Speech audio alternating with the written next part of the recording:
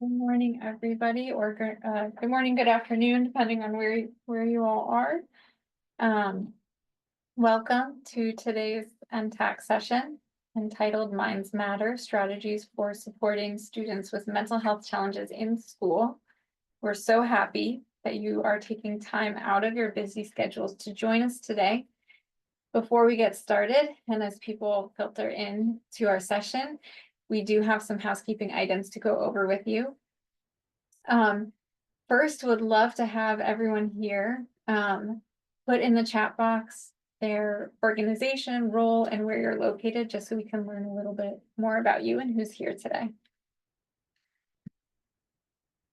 As part of our session, we must provide you with this disclaimer. This presentation was prepared by NTAC under a cooperative agreement from SAMHSA. While this event is supported by SAMHSA, the contents are those of the authors and do not necessarily represent the official views of SAMHSA, HHS, or the US government. While we hope there are not any security issues that happen today, in the event that any may occur, the session will immediately end and you will be notified by email how to join a new session. Thank you again for attending one of our NTAC sessions. Listed here are all of our incredible national partners that have come together to utilize their expertise and their subject matter knowledge to help inform the field by creating products, resources, and sessions like this one to enhance the behavioral and mental health fields.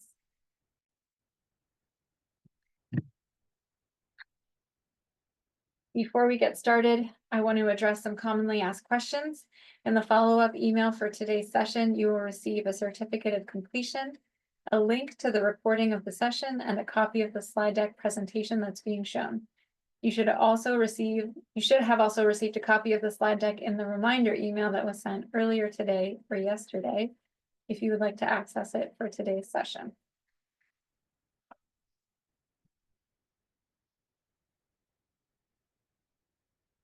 Now that we've made it through the housekeeping items, thank you again and welcome to today's session, Minds Matter, Strategies for Supporting Students with Mental Health Challenges in Schools, a multi-part learning community series for educators. And our session today is on trauma. I'm going to take a look at the chat and just see where people are coming from, everyone who's put in their information. Yeah, see, we have people from everywhere. North Dakota, Alabama. A lot of different roles. Washington, Asheboro. Cool. Well, nice to see everyone here. I'm looking forward to having some good discussion with everyone. I'll take some time for our presenters today to introduce ourselves. I'll start with myself. My name is Olivia Hamra. I'm a child and adolescent psychiatrist at MedStar Georgetown University Hospital in Washington, D.C.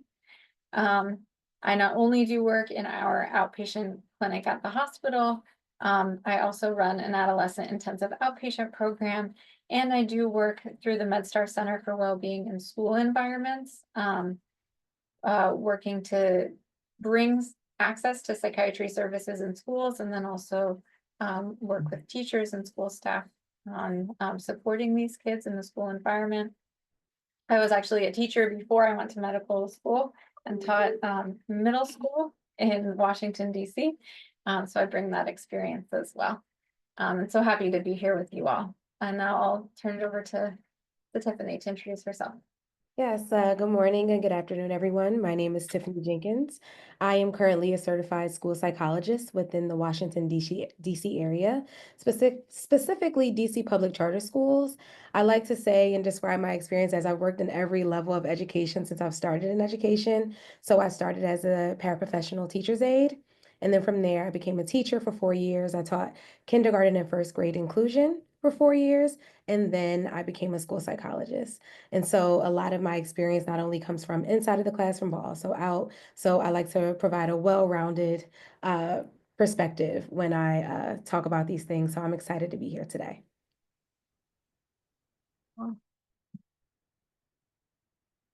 Okay, let's take a quick look at our agenda today. We're going to start off with a mood check-in, see where everyone's at on this Friday. It's a lovely Friday here in DC.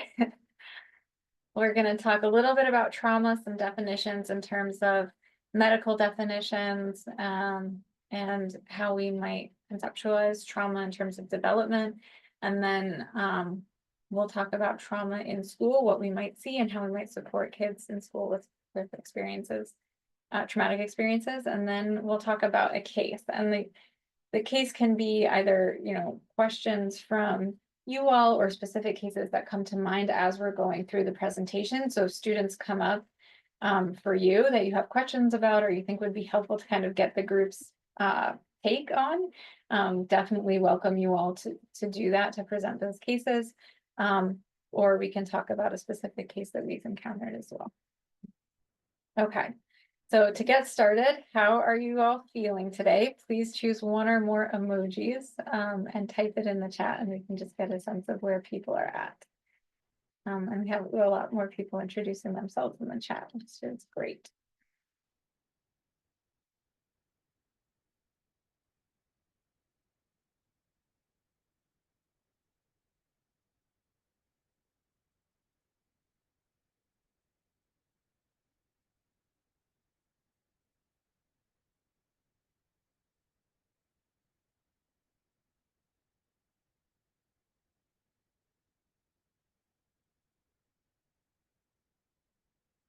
Lots of smiley faces. Brandy's sleepy. Yeah, I feel you on that one. Feels like it's been a long week.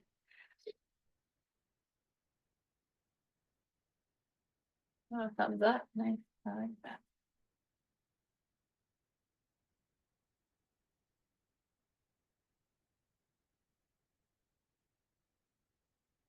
Well, good to see most people feeling pretty good today, ready for the weekend. Hopefully this will be a nice way to kind of ease into that.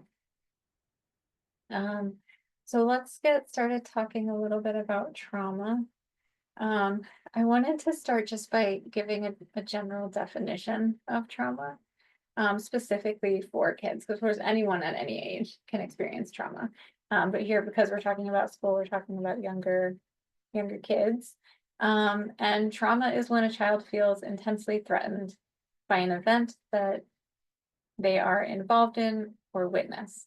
And examples can be things like bullying, community violence, physical abuse, sexual abuse, anything where, again, the child feels threat. And then there's also complex trauma. So you can experience one traumatic event, and that is certainly considered trauma. And there are also kids that are exposed to multiple traumas over more extended periods of time. A lot of times these traumas are invasive and interpersonal, and really have severe effects on the way that a child develops and the way that they form their sense of self. And that's what we would consider to be a complex trauma. How do we conceptualize traumatic experiences or measure them and measure how trauma does impact development or does impact outcomes later in life? A landmark study was the ACEs study that really started to look into this. So I think it's important to highlight. The study was done out of Kaiser in California initially in 1995, and defined specific kinds of adversity that children face in their home environment. So things like physical and emotional abuse, neglect, and dysfunction in the household, and then looked at how that impacted outcomes later in life. And the findings were really telling. First of all, a big finding was that these adverse childhood experiences, or ACEs, are actually really common.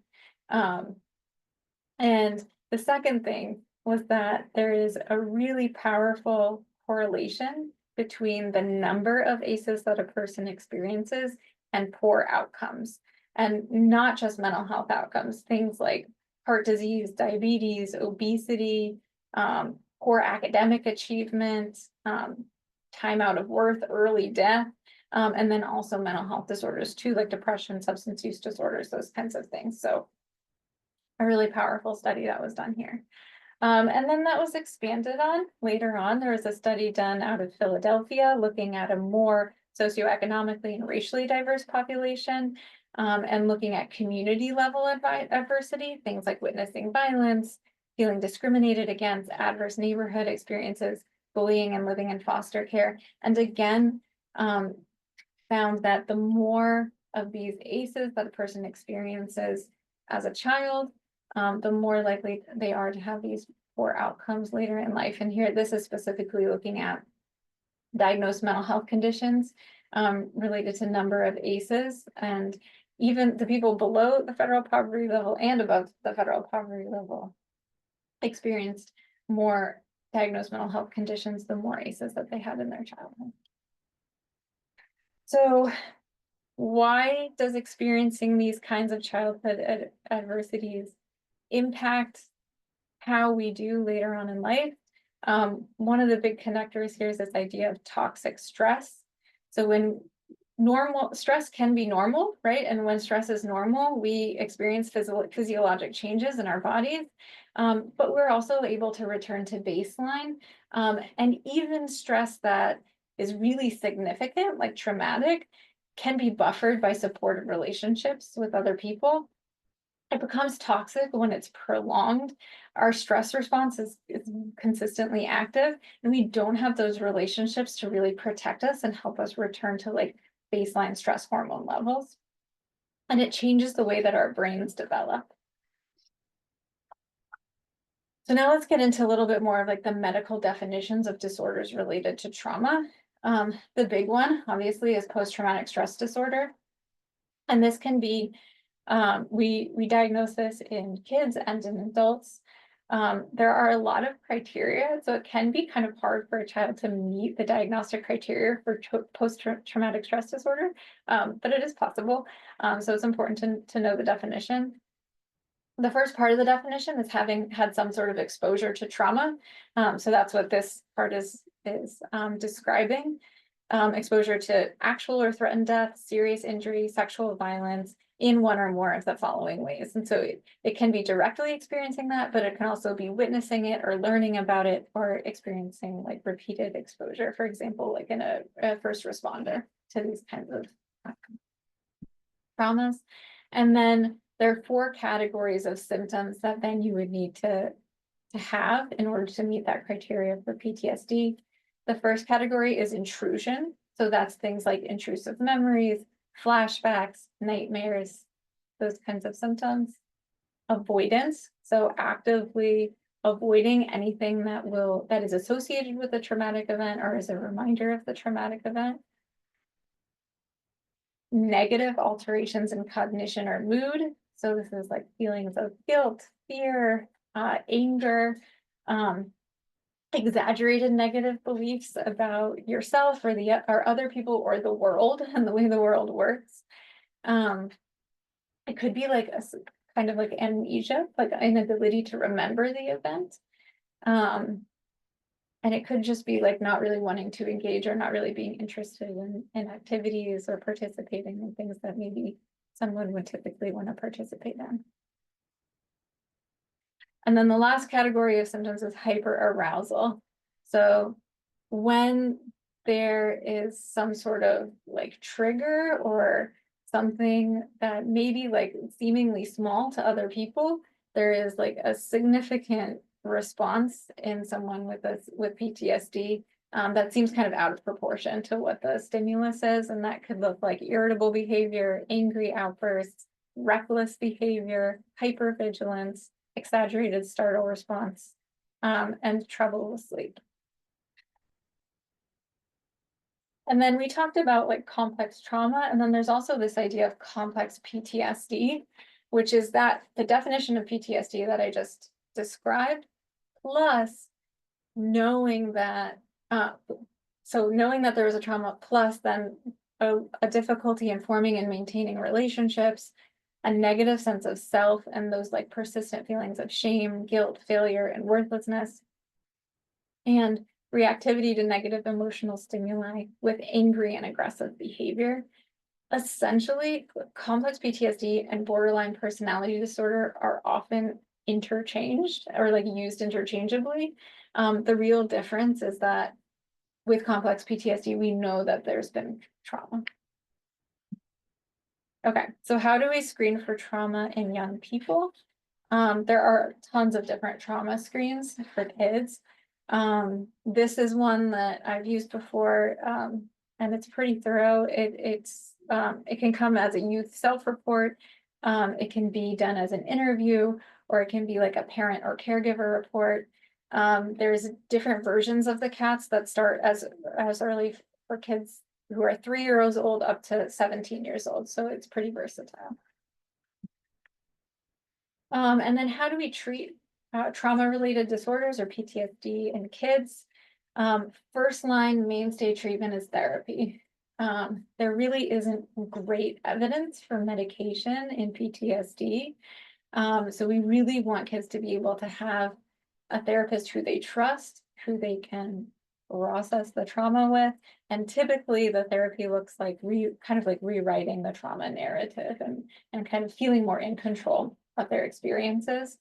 If we're looking to medication, it would be for kids younger than 18.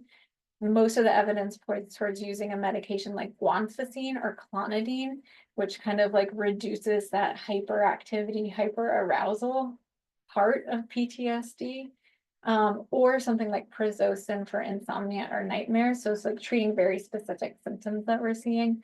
And then if we know that there's comorbid anxiety or depression, an SSRI like Prozac or Zoloft or Lexapro might be helpful. There's more evidence for SSRIs in adults with PTSD and a lot less for kids. And they really haven't been found to be so helpful to treat like PTSD in general. And then just to go back to highlight how common trauma is in kids, just like to present some of these statistics. If you're working in a school or you're working with kids in any way, you're gonna see kids that have trauma. And so it's really important to understand what it is and how to approach it.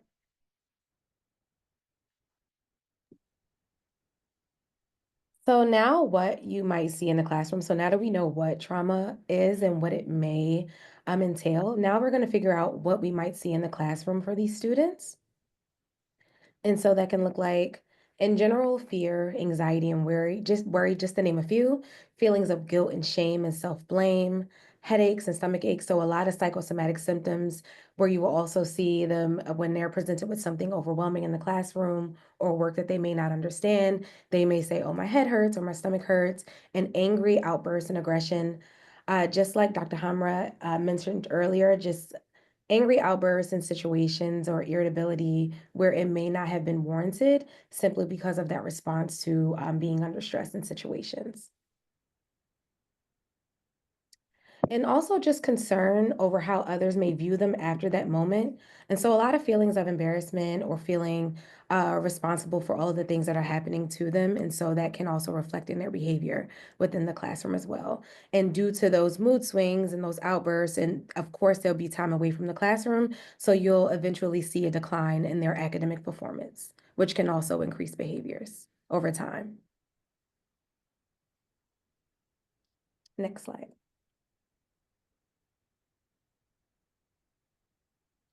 So here's a quote that talks a little bit more about that. And so living in a constant fear-activated state of hyper-awareness means these students can be quick to rage. They can be perceived as defiant, disrespectful, or overly aggressive, explains Illinois special education teacher Kathy Ritchie. Others may look like they're zoning out or drifting off, she says. It can look like kids are shutting down, but their brain is telling them, you need to be safe. So imagine being a child, and I think about that fight or flight response or that freeze. And as adults, sometimes it can be difficult for us to regulate our emotions. And so I think about the impact of a student and being the age that they are and not having those developmentally appropriate skills to be able to handle such responses to certain situations. So just having grace for them in those moments will be so helpful and also help to create a safe space for them in the classroom. So now that we know how this impacts them in the classroom and what it may look like, we want to figure out ways that educators can help these students. And first, it can be to establish safety. And that looks like consistency and predictability. Clear, structured routines within the classroom can be so helpful for a student because unpredictability, of course, is something they may be experiencing at home. And so when you have that structure and they know what to expect, they're in a better space and feel more in control of the situation as well, so that they're not in the space to become irritable or have those outbursts that may cause them to miss out on instruction. And then also building trusting relationships. So I can't stress how important it is that empathy and active listening with these students and just trying to demonstrate an understanding of what they might be experiencing. And they may not always want to share with you. There may be a wall up until they feel comfortable. And so continuing to just affirm and positively reinforce those small victories and those small moments when they do feel safe enough to share. I have a personal story of a student who they did experience trauma, and this was my first year working with them, and they stood at the door of my office because they didn't feel comfortable coming in, but they still tried to engage in conversation, and I allowed them to do so. And then eventually, when they felt comfortable, I positively affirmed that I appreciate you feeling safe enough to come inside and continue the session. So sometimes it will look like that. It may look different in different situations, but it won't always be perfect, but continuing to give them grace and space to open up to you. And then finally, some other strategies you can use are calming colors, a use of sensory tools and strategies that will build student regulation, include mindfulness strategies, use consistent routines, use more private redirections and nonverbal cues. Especially as a teacher in the classroom, I utilize a lot of private redirections, such as proximity. So sometimes you don't always have to verbally tell that student or redirect their behavior in that moment. You can just simply stand next to them. You can utilize self-interruption while you're teaching to kind of get everyone's attention so it doesn't feel like you're singling them out in that moment. And also thinking about trauma-informed teaching strategies, because we want to make sure that when we are providing this instruction, sometimes these lessons can be difficult, especially when some of them have missed out on instruction and don't have access to the content that's being presented. And so you want to provide clear expectations and boundaries to structure the classroom, like I mentioned before, to minimize the amount of stress that that student may experience, and also just having clear rules and understandings of the behavioral expectations, because we don't want them to take it personally that their behavior may not be on task at the time, but we also have an understanding that this is something that they will potentially struggle with. And also using trauma-informed communication, such as avoiding negative language and also practicing de-escalation strategies. And I like to preface this with saying that it's not always going to look perfect. Sometimes these de-escalation strategies work in the moment, and sometimes they may not. But that's why later on in the presentation, I'll talk more about that as well. Also utilizing self-regulation techniques, teaching students to utilize their own common strategies in the moment, and also just utilizing mindfulness strategies to keep them grounded when things get difficult. Offering choice and control within the classroom setting can give them some kind of control over their environment and make them feel less powerless in the moment. And also scaffolding learning, activating schema so that they have access to whatever was previously learned so that they can have better access to it and moving forward with other curriculum that's presented in the classroom.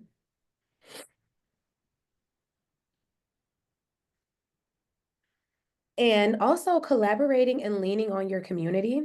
I can think about so many times where I knew that this student may have some trouble building a relationship with me. And so I found a trusted adult in the building that I know has that relationship with them. And I asked them, hey, can you introduce me to this student? Can you let them know that I'm a trusted person in this building that they can work with?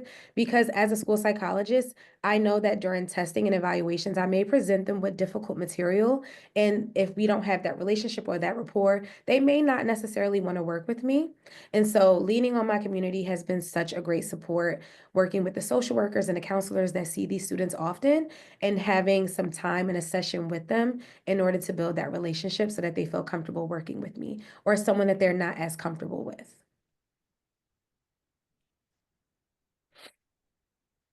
And so now we want to talk about preventative strategies because we know that in a moment we want to make sure that we're creating an environment where we don't have these outbursts and we don't have these difficult moments that may happen for them. And so again, just reiterating, creating a safe and predictable environment for these students is so important. Just having clear structure. That's just the first step, right? Having a clear schedule, structured environment, communicating the clear and safety procedures of the classroom so that they're clear what the expectations are, and also building that relationship with them as well. Strong rapport is very important. Again, it can be a very slow process because building trust can be difficult in this for them in a moment. However, continuing to have a strong relationship with them is important, and also self-regulation. But however, sometimes those preventative strategies don't always work. So what do we do in the moment when things become difficult for this student? So again, maintaining that consistency that you created in the classroom. That should not change, even in our body language and our voice and the way that we communicate. We should always maintain a calm level when talking to them. We don't want to get to that level. We're going to stay where they are. Stay where we are because, again, we're the adults in this situation and we want to make sure that we're handling it responsibly. And then also directing other students to follow the safety procedures of the classroom as well. And then also with relationship building, you want to project that calmness and approach them with using calm verbal and nonverbal techniques. And also show that you're listening and giving them your full attention and expressing that you care, even though in this moment it may be difficult for you, I still care about you and I still care about and validate what you're experiencing. And also self-regulation. In this moment, as the adult and the responsible adult in the situation, continuing to stay relaxed. And sometimes you may have to take a few breaths for yourself, and while you're also encouraging them to take those deep breaths as well. And I think there's something powerful about modeling what you want the students to see. So modeling that behavior so that they too can be inspired by saying, okay, I saw my teacher, she was a bit emotionally dysregulated and I saw her utilize her common strategies. And so now I want to try it. But in the moment, always remember never to get into or don't try to get into a power struggle and argue with students. Raise your voice or handle the situation in public or in front of other peers for the risk of them feeling already embarrassed that it's already happening. Just continuing to keep that calm environment for them. And finally, after the moment, provide students with the safe space to talk. Engage in discussion with students that includes praise for relaxation and coping skills, just to name a few. And I'll also utilize restorative practices if your school or if your organization utilizes restorative practices. I think those who, what, where, when, and why questions are so important just to stay grounded in a moment, and also ask them, hey, based on how you responded, what do you think you can do next time to prevent what happened before to not happen again? So that they're also learning in the moment, like next time I can utilize my strategies. And I've seen that happen for students. So although it may not start great, it will always get better. And then refer students to other resources and supports or notify appropriate school support staff when necessary. And finally, take care of yourself. As an educator, I can't stress the importance of self-care. And I thought about this in the moment when thinking about students with traumatic stress disorders and just dealing with the difficulty that comes with that. As an educator, sometimes we can experience something called compassion fatigue. And I learned about this through a book from John Figley. I received some training on this a few years ago, and it always stuck with me. And looking at the quote at the top, it says, compassion fatigue is the emotional strain of exposure to working with those suffering from the consequences of traumatic events. It can lead to reduced empathy, emotional exhaustion, and a diminished capacity to care for others. And I can only imagine the difficulty that those in the helping professions, even as teachers or others, social workers, counselors, who may sometimes lose the patience or they become exhausted because even though we want to provide a safe space for these students, we did not say that it was going to be easy. And so making sure to acknowledge the emotional toll that this can take on you as a teacher and practice self-care, whatever that may look like to you, and engage in it regularly. Don't put yourself to the side. Make sure that you are prioritizing what that looks like for you. And also being able to set boundaries in those situations and also collaborate and seek support so that you know that you're not alone. There's a lot of colleagues in the building that can provide support in those situations.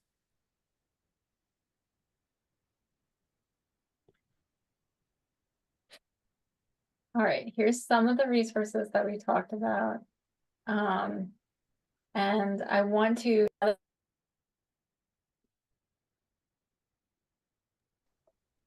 sorry, I was muted. I want to open it up now that we've presented a lot of content. And I'm sure people have thoughts coming up, questions coming up, reflections.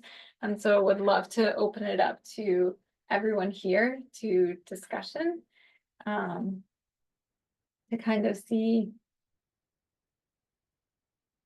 what questions people might have, or even if you have specific students that you're working with that have come up for you as we've kind of gone through this like brief overview of a very complex topic. Would love to hear from you all.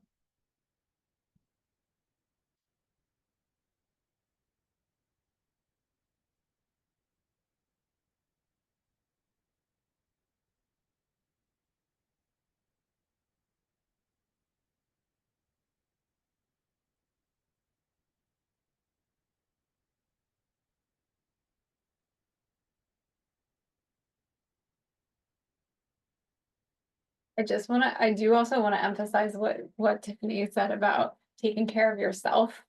Like it's true for us in the healthcare professions too. Like a lot of times you see like really, really difficult things and have to help kids through unimaginable circumstances. And we can't do that work and help those kids if we're not also taking care of ourselves. It just will lead to burnout and not being able to really make the difference that you want to be making as a professional in this field. So super important. I appreciate you saying that and kind of reiterating that because as a clinician myself, over the past 25, 30 years, I've worked mostly with children and families in very rural communities. And I myself witnessed trauma, uh, was a victim of trauma through some domestic violence in my childhood and in my early adulthood. And so trying to balance that and make sure that I'm addressing my own issues. And a lot of times, especially, I have to be very self aware when I have a case or in my current role in system of care, it's not as prevalent, on a daily basis as it was when I was in private practice or doing intensive in-home. But you definitely have to. I'm really glad that you stress that self-care and taking care of yourself and being aware of your own, traumatic experiences. And I've done the ACEs, testing for myself, and it is very and a lot of times too, I've seen a lot of children, school age children, misdiagnosed with like ADHD or ADD when there is a traumatic from a clinical standpoint, when you know the child's history and what they've witnessed and what they're living in. And then when they go to school and they can't focus, and the very first thing the teachers, in some cases, not all teachers, but some that may not have any clinical um, rightfully so, wouldn't have a lot of mental health training, want to go straight to the pediatrician for the ADHD meds when the child may be, have a lot of traumatic experiences. I appreciate hearing you share that because as a school psychologist, of course, I am a stakeholder in the eligibility determination for students. And so hearing you mention that is so important because I think a lot of times we forget about the exclusionary factors that play a part in that decision making for students. And that little box at the bottom that asks about those environmental factors, those cultural factors, what could be in the way for this student. And I always advocate for that because I want to make sure that we're making a well-informed decision when making these big decisions for students entering into special education. And so I'm happy to hear that you are also advocating in that sense as well.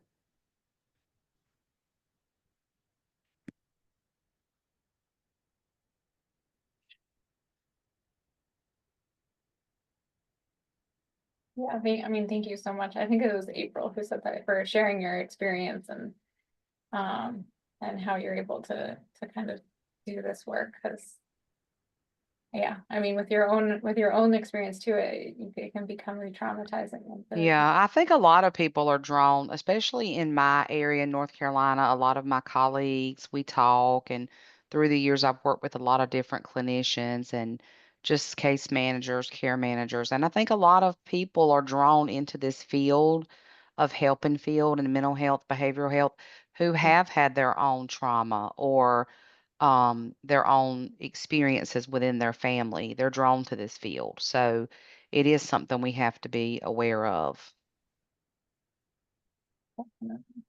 Yeah, I do agree with you because I feel like you become an advocate because you were unheard as a child or as an adolescent, like as you grew and you tried to tell people like what was wrong or what was going on, and no one listened to you. Everyone was like, no, like you don't know what you're talking about, or they ignore the signs because they're like, well, I'm from a small area, so we know your family, like we know like where you come from, like that couldn't be possible, that would never have happened to you. And so you just become ignored. And so you want to become an advocate so that those children are heard, so that they feel seen. I agree.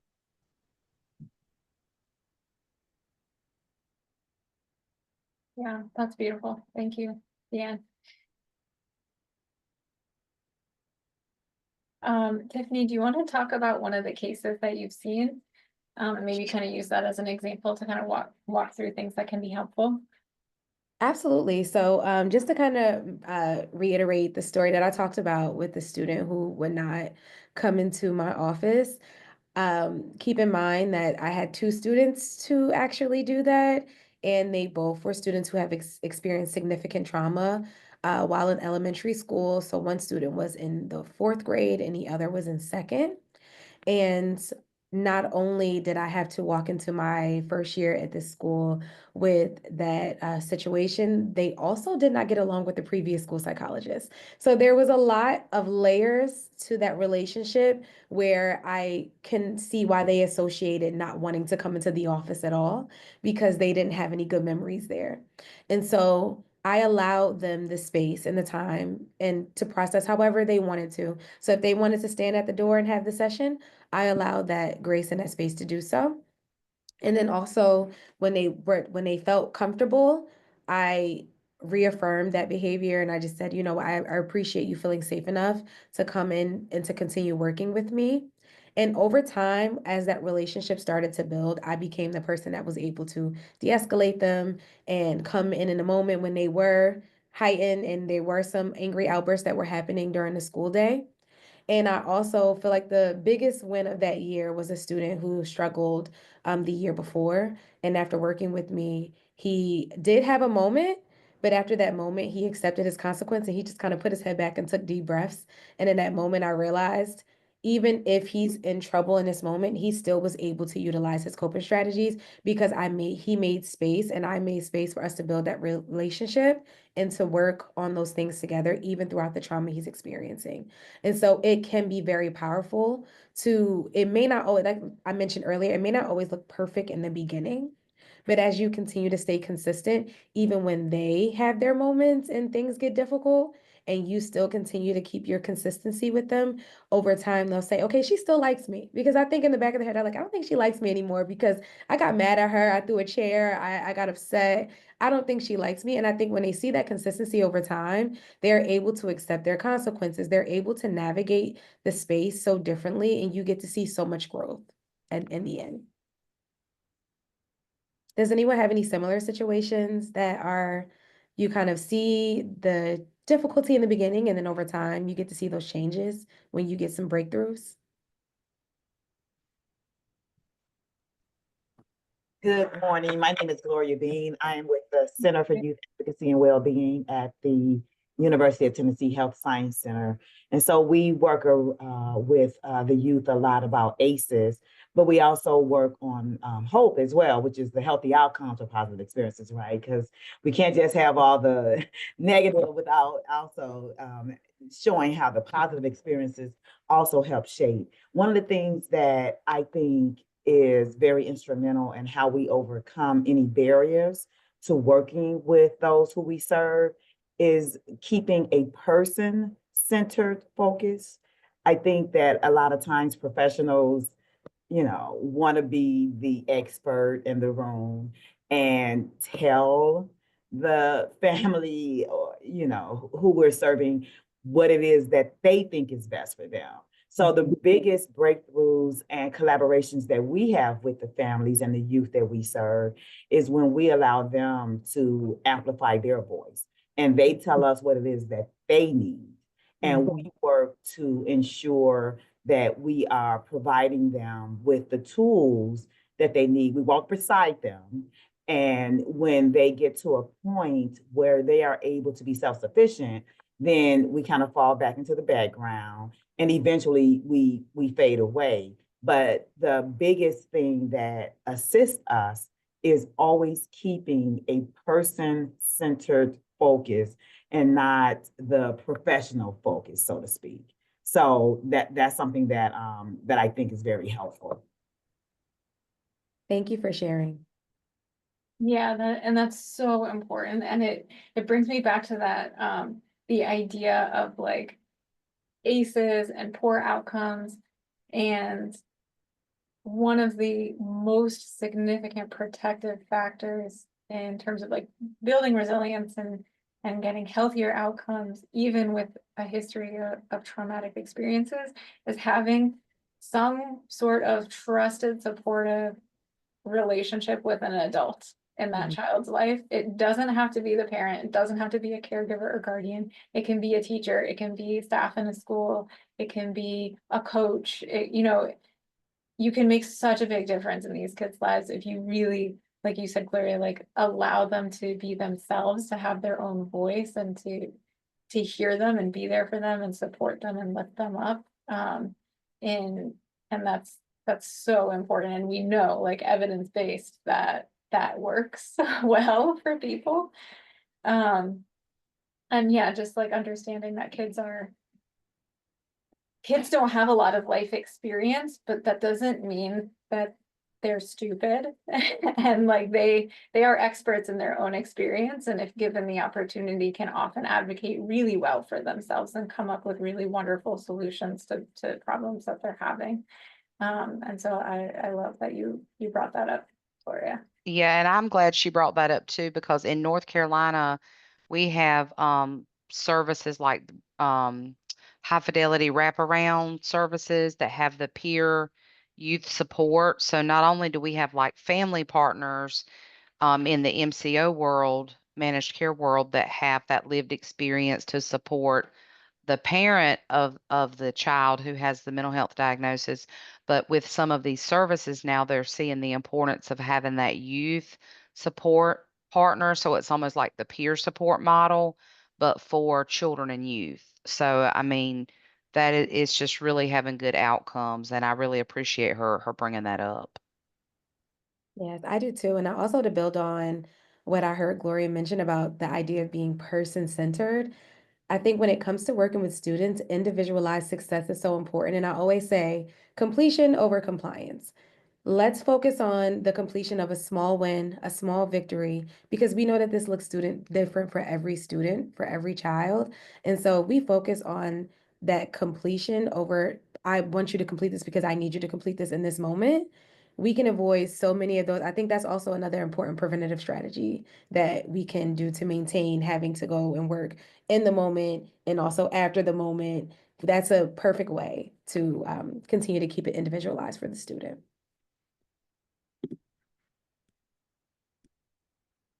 Yeah, I'm certainly thankful for everything that you guys are sharing. Very, very informative. I don't think I have the expertise that most of you have, but I'm certainly been learning a lot over the last 4 weeks.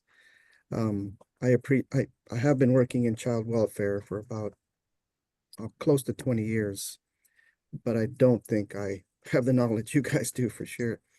I appreciate the fact that Dr. Hamra did mention the fact about, kids are individuals. They're not stupid. They know the importance of relationship, the importance of somebody being there for them. I remember a young man that was on my caseload years ago, that most of the staff was a little nervous about working with him, and he happened to me on my caseload, and I responded one time to a phone call from school when he had gotten just really, not school, it was in counseling session. He had gotten really emotional and aggressive, and so I went over there, and just the importance of maintaining that tone, that ability to just talk to him without getting excited, and just communicating with him and looking at him in his eyes and getting on his level. And initially he got really angry, and I had to restrain him, but as I restrained him, I continued to just talk to him in a gentle voice and understanding voice, and he eventually calmed down. It took a little while, and he and I actually had a really good conversation that day. Was with him for about an hour and a half during that time. His case closed about a year later, and we developed a really good relationship. And I saw him in town about 3 or 4 years later, and he looked different. He'd grown whiskers, and he had longer hair. And at the time that the incident happened, he was about 14, 15 years old. So and when I saw him, I didn't recognize him, and he came up to me and he called me, and it was really nice to see him, and he looked very well. He brought up that whole incident, and how thankful he was, and how much of a difference it had made. And sometimes you just don't know the depth of what we do sometimes, and we wonder. But I think that was really a great success story that happened, and he was working, he was happy, and I hope and pray he still is today. But yeah, I just wanted to share that. Yeah, that's such a nice story, and it sounds like you were really able to be there for him as someone who wasn't gonna who wasn't gonna have that big reaction to his big reaction, right? And to kind of stay calm, validate the emotion, and allow him to kind of move through that like really intense emotion that comes up when we're having, like a re-experiencing of our trauma. And that's not just happening in like necessarily in our brains, but it happens in our bodies. And so it reminds me of like other kids that I've seen where like when you're one-on-one and this happens, and you don't always know what the trigger is going to be or what's going to happen, but I've had, like Tiffany said, like kids throwing things, hitting things, really angry, and what I always do is like sit on the floor to make myself small and to just be calm and to validate, like naming the emotion, validating it and allowing them to just be. The calm down usually happens pretty quickly when you're able to do that. And that's also why, like in schools, it's really important to have a space that's safe. Because if that's happening, we don't want it to be in a space with like scissors and things like that, right? Like we want it to be a safe space. And I'm curious, Tiffany, what your experience is with that, and like how to make sure that's identified and that can happen. So I think it just depends on the situation and the environment. I've definitely been in a situation where I've had a student become they're emotionally dysregulated during a session.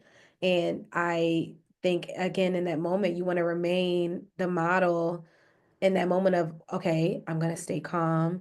And I would just say, hey, I'm just going to sit back and like, okay, I noticed that you're upset. Or you can kind of see it happening. You can say, okay, we can just take a break from this right now. If you need a break, you can affirm that right now you need a break. But when it comes to already being de-escalated, of course, in the school setting, most adults in the building are CPI certified. And so you learn those verbal de-escalation strategies. And sometimes it may have to become physical, or you may have to transport a student safely to a safer environment. But most of the time, I've learned that when you have those relationships with the student, it does not tend to get that far unless there's already something that is out of our control that we're not aware of. But always in the moment, just coming back and having a restorative conversation with them and providing a snack or some water. Hey, what do you need to cool off in this moment so that you know that we are still here? You can still trust me. I still care about you. I know that right now that was just a tough moment.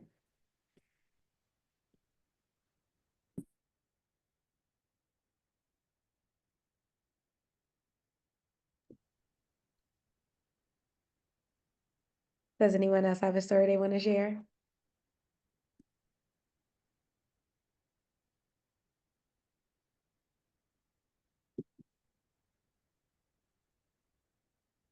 Thank you.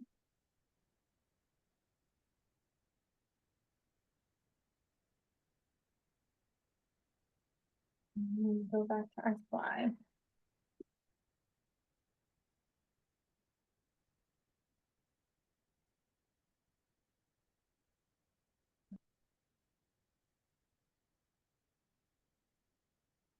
And we'll do our closing. Oh, I see. Eric has said North Carolina has a great program called somethings.com that matches youth with a mentor who has been through similar situations and shares similar interests. Oh, that's really cool. Thank you, Eric. Wow, that sounds awesome. Is just for North Carolina? I think so. I'm not sure. You can check out the website. I think a lot of it's online and stuff, but it's been really successful. I would check out the website to find out more details. Thank you for that resource. That's awesome. Okay. If you missed the beginning of the session, I want to remind you to be on the lookout for the follow-up email that you will receive after today. In this email, you will receive your certificate of completion, a link to the recording, and a copy of the slide deck of this presentation. Your feedback is important to us, and we need to hear from you to keep bringing these free resources to you. Your completion of the survey is a very important part of our quality control and to our future funding for this project. It allows us to continue to provide you with resources and training at no cost. In addition, it allows us to continually improve our services and provide the information and resources you are needing in the field. So please take a few minutes to let us know your thoughts. You can access the survey either by using the link that will be put into the chat box today.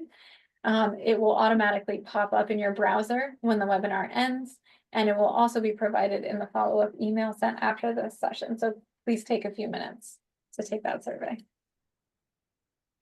You can also stay connected with NTAC through our website. You can see all of our upcoming events, archived recordings.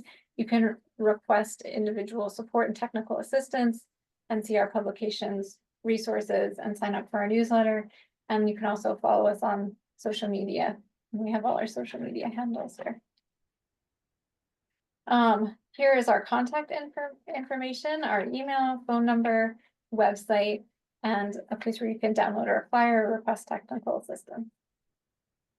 And then finally, SAMHSA's mission is to lead public health and service delivery efforts that promote health, prevent substance misuse, and provide treatments and supports to foster recovery while ensuring access to better outcomes overall.